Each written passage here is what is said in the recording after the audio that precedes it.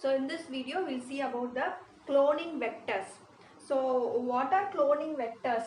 So என்னென்ன நம்ம vectors use பண்ணுறோம் க்ளோனிங்க்கு ஒரு மாலிகுலர் பயாலஜியில் அப்படின்னு பார்த்தோன்னா நிறைய வெக்டர்ஸ் இருக்குது. ஆக்சுவலாக நிறைய டைப்ஸ் ஆஃப் வெக்டர்ஸ் இருக்குது. செல்லை பொறுத்து ஒரு பாக்டீரியல் செல்லை ட்ரான்ஸ்ஃபார்ம் பண்ணுறக்கோ இல்லை ஒரு யூகேரியாட்டிக் செல்லை ட்ரான்ஸ்ஃபார்ம் பண்ணுறக்கோ we use very type of vectors. So இந்த cloning vectors இது எல்லாமே as I already said they are vehicles of gene cloning. So ஒரு வெஹிக்கிள் தான். ஸோ அந்த ஜீனை வந்து ட்ரான்ஸ்ஃபர் பண்ணுறதுக்கு இப்போ நம்ம ஒரு இடத்துல இன்னொரு இடத்துக்கு போகிறதுக்கு ஒரு மோட் ஆஃப் டிரான்ஸ்போர்ட் யூஸ் பண்ணுறோம் இல்லையா? ஸோ அதே மாதிரி தான் இந்த வெக்டர்ஸ் எல்லாமே நம்ம டிஎன்ஏவை ஒரு யூகேரியட் செல்லையோ ப்ரோகேரியாட்டிக் செல்லையோ ட்ரான்ஸ்ஃபர் பண்ணுறதுக்கு we need a vector or a vehicle of க்ளோனிங்னு சொன்னாங்க. And it also known as a carrier DNA. So ஒரு carrier DNA நம்ம DNA of interest what we are going to clone அதை carry பண்ணிட்டு போறனால it is known as a carrier DNA. So இதுல என்னென்ன types of cloning vectors na plasmid as you already முன்னாடி டாபிக்ல நம்ம வந்து படிச்சிருப்போம். plasmid it is an extra chromosomal DNA circular shapeல இருக்கும். ஆட்டோனமஸாக அதால் ரெப்ளிகேட் ஆக முடியும். ஸோ அதை தான் நம்ம வந்து பிளாஸ்மிட்னு சொல்லுவோம். ஸோ ஈகோலையில் இருந்துச்சு இல்லையா பிளாஸ்மிட், ஸோ அது வந்து plasmid. It can be used as a cloning vector. And bacteriophage. What is a bacteriophage? Bacteriophage is a virus infecting a bacteria. So அதுலேயும் டிஎன்ஏ ட்ரான்ஸ்ஃபர் ஆகும். அந்த வைரஸ் வந்து பாக்டீரியல் செல்லை இன்ஃபெக்ட் பண்ணுறதுக்கு த DNA will be transferred into the bacterial cell, no? So அதனால இதுவும் it can be used as a cloning vector. Cosmid is the plasmid. இதுல வந்து plasmid plus cos siteன்னு ஒரு சைட் இருக்கும். அதனால cosmid. அதனால cos plasmidல இருந்து mid. அதனால இத cosmidனு சொல்றோம். இதுவும் வந்து cloning vector-ஆ யூஸ் பண்ணலாம். இதுல வந்து நிறைய bulk amount of DNA we can clone. சின்ன டிஎன்ஏ இல்லாம லார்ஜ் லென்த்ல இருக்க DNA can be cloned using cosmid. இதுல காஸ் சைட் இருக்கும். இதோட பேஸ் பேர் வந்து நிறைய பேஸ் பேர் டிஎன்ஏ வந்து இதுல வந்து இன்சர்ட் பண்ணிக்கலாம். Cos site is from the phage bacterium. இது வந்து phage-ல இருந்து எடுத்திருப்பாங்க அந்த cos site. plasmid is from bacteria. அதனால இது வந்து cosmidனு சொல்றாங்க.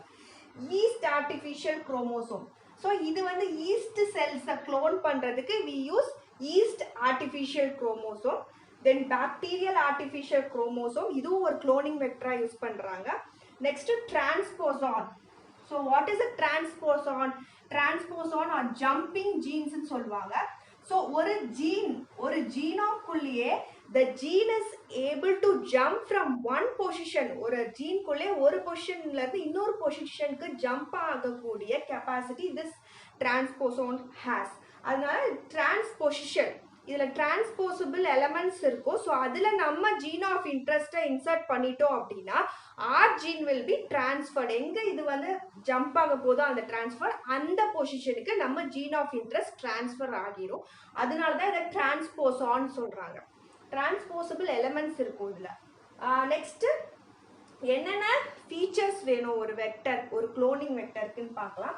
என்னென்னா origin of replication, cloning or recognition site, vectors for cloning in plants and animals, அது லாஸ்ட்டாக பார்க்கலாம். ஸோ பேசிக்காக ஒரு வெக்டருக்குன்றது ஆரிஜின் ஆஃப் ரெப்ளிகேஷன் வேணும். So what is origin of replication or an ori site அப்படின்னா it is the sequence where the replication start. ஆரிஜினா எங்க வந்து ஒரு ரெப்ளிகேஷன் ஸ்டார்ட் ஆகுதோ அந்த சைட்டை தான் நம்ம ஆரி சைட் அப்படின்னு சொல்றோம். ஸோ இந்த ஆரி சைட் நம்ம டிஎன்ஏ கூட நம்ம ஜாயின் பண்றதுனால என்ன யூஸ் அப்படின்னா நம்ம DNA of interest it can replicate in host செல்ல ரெப்ளிகேட் ஆக முடியும் இண்டிபெண்ட் ஆஃப் த குரோமோசோமல் அந்த ஹோஸ்ட் குரோமோசோமை டிபெண்ட் பண்ணாம நம்ம டிஎன்ஏவாலே தனியா ரெப்ளிகேட் ஆக முடியும். And it also controls the copy number. அதாவது இப்போ வந்து ஆரி சைட்டை பொறுத்து தான் அதுல காப்பி எவ்வளோ நம்ம gene of interest if you need a high உங்களுக்கு அந்த ஜீன் ஆஃப் இன்ட்ரெஸ்ட் ஹை நம்பர்ல வேணும் அப்படின்னா ஹை காப்பி நம்பர் கோட் பண்ற ஆரி சைட்டை எடுத்து க்ளோன் பண்ணணும். எடுத்து ஜாயின் பண்ணும் நம்ம டிஎன்ஏ ஆஃப் இன்ட்ரெஸ்ட் கூட. ஸோ நமக்கு நிறைய நம்ம ஜீன் வந்து ரெப்ளிகேட் ஆகி நிறைய ஜீன்ஸ் கிடைக்கும். ஸோ அதுக்கேற்ற மாதிரி நம்ம ஆரியர் சைட்டை செலக்ட் பண்ணும்.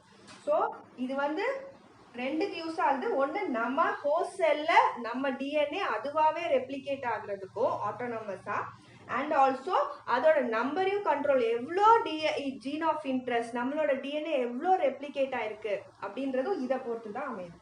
Next selectable marker. So what is a selectable marker? Selectable marker from the name itself you can infer. அதாவது இது வந்து நம்ம டிஎன்ஏ ஆஃப் இன்ட்ரெஸ்ட் உள்ள டிரான்ஸ்ஃபார்ம் ஆயிடுச்சா, ஒரு பாக்டீரியல் செல்குள்ள we transfer our DNA of இன்ட்ரெஸ்ட்னோ. ஆஃப்டர் த டிரான்ஸ்ஃபார்மேஷனுக்கு அப்புறம் நம்ம டிரான்ஸ்ஃபார்மன்ஸ் தான் நமக்கு வேணும். ஸோ அதுக்கு வந்து இந்த செலக்டபிள் மார்க்கர்ஸ் யூஸ் ஆகுது. இது வந்து ஐடென்டிஃபைங் அண்ட் எலிமினேட்டிங் நான் டிரான்ஸ்ஃபார்மன்ஸ்க்கு யூஸ் ஆகுது.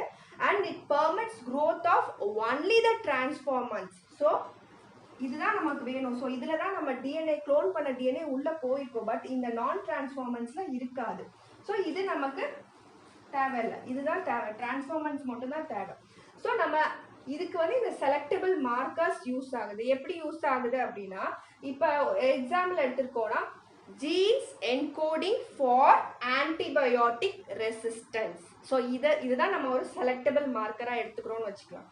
ஸோ இப்போ ஆம்பிசிலின் ரெசிஸ்டன்ட் ஜீன் எடுத்துக்கிறோம் அப்படின்னா நம்ம ஜீன் ஆஃப் இன்ட்ரெஸ்ட் கூட ஆரி சைட் மாதிரியே ஒரு செலக்டபிள் மார்க்கர் இருக்கும்போது ஒரு பிளேட்ல மீடியத்து கூட நம்ம அந்த ஆன்டிபயோட்டிக்கும் சேர்த்து போட்டு அதில் வந்து பிளேட் பண்ணோம் அப்படின்னா எந்த பாக்டீரியாலாம் அந்த அந்த ஆம்பிசிலின் ரெசிஸ்டன்ட் ஜீன் வச்சிருக்கோ அது மட்டும்தான் அதில் க்ரோ ஆகும். ஸோ அதில் இல்லாதது அதில் க்ரோ ஆகுது. ஸோ இது வந்து செலெக்ஷனுக்கு யூஸ் ஆகும். அதனால தான் செலக்டபிள் மார்க்கர் வந்து we must give to our cloning vector.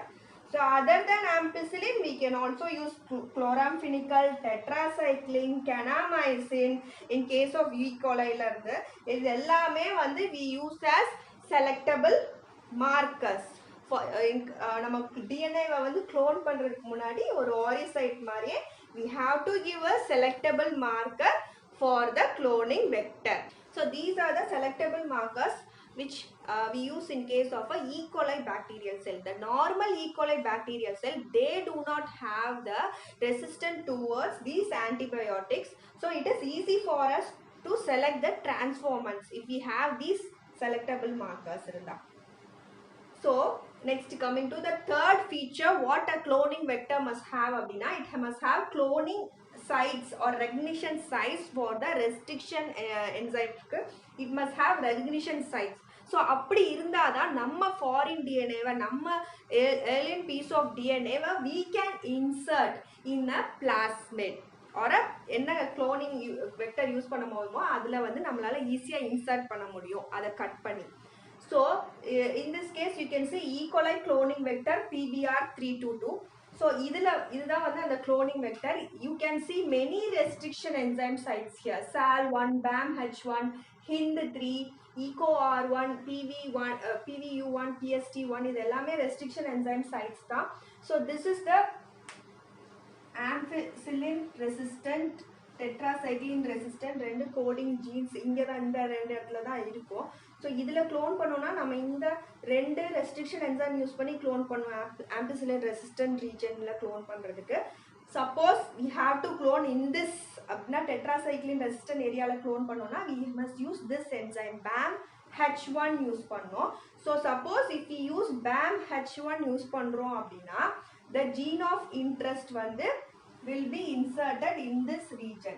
So the gene coding for the tetracycline resistant வந்து there will be insertion inactivation. So அந்த gene வந்து இந்த foreign gene insert ஆகுறனால it will be inactivated. So அது inactivated ஆகுறனால this plasmid வந்து it loses its அந்த resistant properties வந்து loose பண்ணிடும். எந்த ஆன்டிபயோட்டிக்கு டெட்ராசைக்ளின் ஜீன் வேலை செய்யாதனால அதுக்கு எதிராக ரெசிஸ்டன்ஸ் இட் லூசஸ். ஸோ இதை எப்படி நம்ம கண்டுபிடிக்கலாம்? நம்ம ஃபாரின் ஜீன் இன்சர்ட் ஆயிடுச்சுன்னு ஹவு யூ கேன் ஃபைண்ட் அப்படின்னா this transformant is first வந்து எதுல plate பண்ணாங்கன்னா plate பண்றாங்க அப்படின்னா ampicillin containing mediaல plate பண்ணுவாங்க. ஸோ அதுல plate பண்ணும்போது இதுக்கு வந்து இங்க நம்ம foreign DNA insert பண்ணல. So the transform ஆன செல்லும் it will grow and non-transformant too it will grow in an ampicillin containing medium. Next என்ன பண்றாங்க அப்படின்னா it is plated on a tetracycline containing medium. So tetracycline containing mediumல next plate பண்ணும்போது என்ன ஆகும் அப்படின்னா இந்த transformantsக்கு அந்த ப்ராப்பர்ட்டி இல்லையா ampicillin resistant அந்த பிளேட்ல இருந்தே you take the colonies and you plate in the tetracycline containing medium. So அப்படி பிளேட் பண்ணும்போது அதுல வந்து you won't see the growth. So அதனால என்ன ஆகும் அப்படின்னா இதுல வந்து நான் transformants it will grow, transformants அது வளராது. ஸோ அதுல இருந்து you can check the colonies which grows and which do not grow. அந்த transformant you can select and pick up the transformants only. So இது வந்து ஒரு difficultaன process. ஏன்னா வந்து ரெண்டு side by side plating பண்ணும். So it is a bit cumbersome process. So அதனால நம்ம என்ன பண்றோம் அப்படின்னா you can use beta galactosidase gene in அதுவும் வந்து insertion இந்த பிக்சர்ல பார்க்குற மாதிரி. ஸோ அதுவும் வந்து insertional inactivation தான் நடக்கும். ஸோ இந்த கேஸில் என்ன ஆகும் அப்படின்னா ஒரு பிளாஸ்மிட் இருக்கு. ஸோ அதில் வந்து இந்த டெட்ராசைக்ளின் ரெசிஸ்டன்ட் ஜீனும் இருக்கு, பீட்டா கேலக்டோசிடேஸ் கோடிங் ஜீனும் இருக்கு. ஸோ இதில் நம்ம ஒரு ஃபாரின் டிஎன்ஏ இன்சர்ட் பண்ணும்போது அந்த பீட்டா கேலக்டோசிடேஸ் கோடிங் ஜீன் இருக்கு இல்லையா, ஸோ அந்த பொசிஷனில் தான் நம்ம இன்சர்ட் பண்ண போகிறோம். ஸோ அதில் இன்சர்ட் பண்ணிட்டோம். அதுக்கப்புறம் வந்து பாக்டீரியல் செல்லை டிரான்ஸ்ஃபார்ம் பண்ணுறோம். ஸோ டிரான்ஸ்ஃபார்ம் பண்ண பின்னாடி you can see that. So இந்த ஃபஸ்ட்டு பிக்சரில் ஃபாரின் டிஎன்ஏ இன்சர்ட் ஆகலை அப்படின்னா bacterial cells are resistant to tetracycline and give blue colour produce ஆகும். ஏன்னா வந்து அந்த இன்சர்ஷனல் ஜீன் வந்து இன்சர்ட் ஆகலை நம்ம இன்சர்ட் ஆன ஃபாரின் டிஎன்ஏ. நெக்ஸ்ட் செகண்டில் வந்து there is no plasmid in cell. So plasmid transform ஆயிருக்காது சில செல்ஸ்ல. So they do not grow. Bacterial cell growth you cannot see in the presence of tetracycline. And foreign DNA insert ஆயிடுச்சு அப்படின்னா bacterial cell are resistant to tetracycline but do not exhibit blue color. So blue colour வராது. So இதில் வந்து இந்த tetracycline கூட என்ன இன்னொன்று போடுவாங்க அப்படின்னா to find it you put Xgal in the medium. So Xgal போட்டோம் அப்படின்னா you can check whether. So அடுத்த பிக்சர் பார்த்தீங்க அப்படின்னா அந்த ஜீன் மூலமாக எப்படி அந்த blue colour white colour colonies produce ஆகுதுன்னு you can see. So this is the gene coding for that lacZ gene இல்லையா. You have already study the lac operon, அது மாதிரி தான் இது. ஸோ அந்த லாக்ஸி ஜீனில் ஸோ அந்த particular blue colour product you can see the எக்ஸ்கால்ல இருந்தால் நம்ம வந்து அந்த பீட்டா கேலக்டோசிடைஸ் ஆக்டிவ் ஆன பின்னாடி தான் we produce the blue colour product.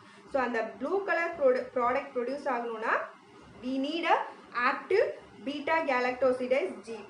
So அது எதுலேருந்து வருது? ஒன்லி வித் அண்ட் லாக்ஸி வந்து இன்ஆக்டிவ் கேலக்டோசிடேஸை வந்து ஆக்டிவாக மாற்றுறதுக்கு we need a lacZ fragment. So அது இருந்தால் மட்டும்தான் இன்ஆக்டிவ் பீட்டா கேலக்டோசிடேஸ் வந்து ஆக்டிவ் பீட்டா கேலக்டோசிடேஸாக மாறும். ஸோ நம்ம ஜீன் உள்ளே இருந்துச்சு அப்படின்னா there will be blue color product produce ஆகாது. ஏன்னா அந்த லாக்ஸி ஜீன் இருக்கு இல்லையா, அது டிஸ்டர்ப் ஆயிருக்கும்.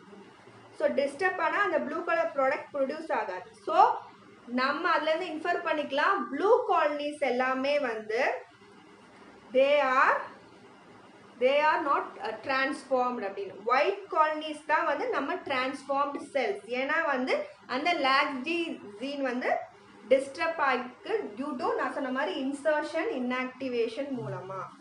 ஸோ இந்த டெக்னிக்கை விட திஸ் பீட்டா கேலக்டோசிடேஸ் இன்ஆக்டிவேஷன் இருக்கு இல்லையா, this is an easy one. So இது வந்து ஈஸியாக நம்ம செலக்ட் பண்ணலாம். நம்ம மீடியன்ல எக்ஸ்கால் அண்ட் டெட்ராசைக்ளின் ரெண்டும் போட்டோம்னா it is easy for us to select in this case of selection. Next coming to fourth இது என்னன்னா, நம்ம வந்து vectors for cloning in plants and animals எப்படி பண்ணுறது. இப்போ வந்து நம்ம பாக்டீரியா பற்றி பார்த்தோம், எப்படி வந்து குளோனிங் வெக்டர் இது பண்ணுறது அப்படின்னு. What in case of plants and animals. Plants and அனிமல்ஸை என்ன வெஹிக்கிள்ஸ் குளோனிங்க்கு நம்ம யூஸ் பண்ணுறது பார்த்தோம் அப்படின்னா, இப்போ ஆல்ரெடி வந்து நேச்சராகவே வந்து viruses bacteria they infect the eukaryotic cell. So ஏன்னா plants and animal cells are eukaryotic cells no. So eukaryotic செல்ஸை இன்ஃபெக்ட் ஆல்ரெடி வந்து நேச்சராகவே வைரஸும் பாக்டீரியாவும் அதோட டிஎன்ஏவை வந்து உள்ள ஒரு யூகேரியாட்டிக் செல்லை உள்ள யூகேரியாட் செல் இன்ஃபெக்ட் பண்ணுறதுக்கு they follow some steps. So அந்த ஸ்டெப்ஸை நம்ம காப்பி பண்ணிக்கிறோம் நம்மளோட ஃபாரின் டிஎன்ஏவை உள்ள அனுப்புறதுக்காக ஒரு பிளான்ட் செல் அனிமல் செல்குள்ள. ஸோ அது அந்த வைரஸோ பாக்டீரியாவோ எப்படி வந்து ஸ்டெப்ஸ் ஃபாலோ பண்ணுதோ அதையே நம்ம வந்து யூஸ் பண்ணிக்கிறோம், எக்ஸ்ப்ளாய்ட் பண்ணிக்கிறோம்னு சொல்லலாம்.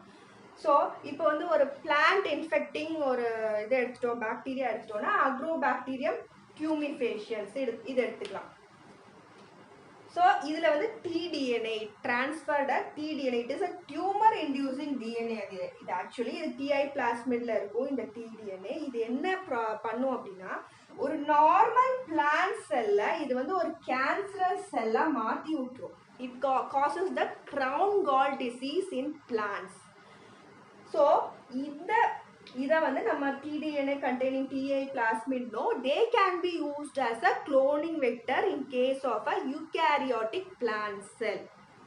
ஸோ நம்ம வந்து இதை வந்து யூஸ் பண்ணலாம். இந்த டியூமர் இண்டக்ஷன்லாம் இல்லாமல் நம்மளோட ஃபாரின் டிஎன்ஏவை இந்த இடத்துல மாற்றிட்டு ஸோ தட் நம்ம ஃபாரின் டிஎன்ஏ உள்ள ஒரு யூகேரியாட்டிக் செல்லில் போயிடும். ஸோ இப்போ அதுக்கு இந்த பிக்சர் நீங்கள் பார்க்கலாம். இதில் பார்த்தீங்க அப்படின்னா you can see a plant. So அந்த பிளான்ட்டில் அந்த ரூட்ஸ் கிட்ட தான் அந்த பாக்டீரியா இருக்கும், ஒரு ஊண்டார். ஸோ இது வந்து ஆக்சுவலாக பெரிய process, but this is the general எப்படி இன்ஃபெக்ட் பண்ணும் அப்படின்றது. ஸோ இந்த இது கீழே இருக்கும் அந்த ரூட்ஸ் கிட்ட அந்த bacterium. So as I said the Ti plasmid will contain the T DNA. இந்த டிடிஎன்ஏ தான் உள்ள டிரான்ஸ்ஃபர் ஆக போகுது ஒரு பிளான்ட் யூகேரியாட்டிக் செல்ல. ஸோ அந்த டிடிஎன்ஏ அடுத்து வந்து பிளான்ட் செல் ஒரு ஊண்டார் கட்டில் வருது ரூட்டில் அப்படின்னா இந்த பாக்டீரியா அப்படியே உள்ளே போயிடும். ஸோ உள்ளே போய் அதோட டிடிஎன்ஏவை உள்ள பிளான்ட் செல்லை டிரான்ஸ்ஃபார்ம் பண்ணிடும். So you can see a transformed plant cell containing the tDNA in the picture. So after the transformation the cell gets infected no. So cell infect ஆச்சு அப்படின்னா it becomes cancer and it causes the crown gall disease in case of the plants. Next அனிமல்ஸ்க்கு என்ன use பண்ணலாம் அப்படின்னா you can use retrovirus. So அதோட விருலன்ஸை நம்ம எடுத்துட்டு ரெட்ரோவைரஸ்ல இருந்து we can use it as a vector for cloning the animal cells. இப்போ வந்து இப்போ பிளான்ட் மாதிரியே அனிமல்ஸ்ல நார்மல் செல்ஸை கேன்சரஸாக மாற்றுறது இந்த ரெட்ரோவைரஸ். ஸோ ரெட்ரோவைரஸை நம்மளோட ஜீன் ஆஃப் இன்ட்ரெஸ்ட்டை அதில் வச்சு நம்மளோட ஜீன் ஆஃப் இன்ட்ரெஸ்ட்டை ஒரு அனிமல் செல்லை டிரான்ஸ்ஃபார்ம் பண்ணுறதுக்கு யூஸ் பண்ணிக்கலாம். So this is about cloning vectors. So thank you all for watching my video. If you like the video, do subscribe the channel and also hit the like button and bell button for more updates on the videos. And also please leave a comment in the comment section. Happy learning to you all. Thank you.